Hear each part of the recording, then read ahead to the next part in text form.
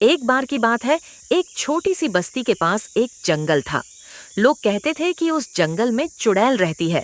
लंबी सफेद साड़ी, उल्टे पांव और खूनी आंखों वाली लोगों का कहना था कि अगर रात के अंधेरे में कोई उस रास्ते से गुजरता है तो उसे चुड़ैल की हंसी सुनाई देती थी, हल्की लेकिन रगों में ठंडक भर देने वाली। एक दिन गांव का एक नौजवान लड़का रवि शहर गया था। वापस आते हुए उसे देर हो गई। उसने सोचा जंगल के रास्ते से चला जाता हूँ, 15 मिनट का काम है। जैसे ही जंगल में घुसा, हवा ठंडी होने लगी और हर तरफ से अजीब सी सरकार सुनाई देने लगी। अचानक उसने देखा कि एक औरत रास्ते के बीच में खड़ी है, सफेद साड़ी में बालों से चेहरा छुपा हुआ। रवि ने जोर से आवाज लगाई, कौन है? औरत ने धीरे से अपना सर उठाया।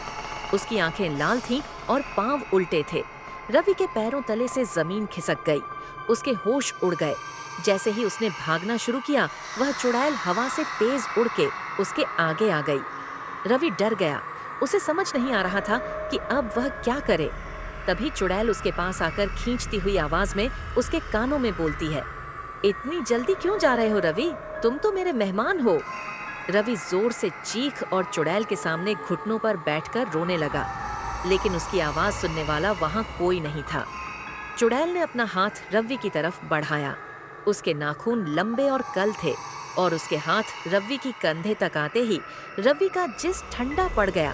उसके बाद सिर्फ एक चीज सुनाई दे जो जंगल में गूंजती रही। उसके बाद जंगल में सन्नाटा सा छा गया। अगली सुबह जब गांव के लोग रवि को ढूंढने जंगल में आए तो रवि की चप्पल एक पेड़ के नीचे मिली और उसे पेड़ पर लिखा हुआ था कि उस रास्ते से मत गुजरा, मैं एबी भूखी हूँ। चुड़ैल अभी भी उस जंगल में रहती है, अगले रवि के इंतजार में।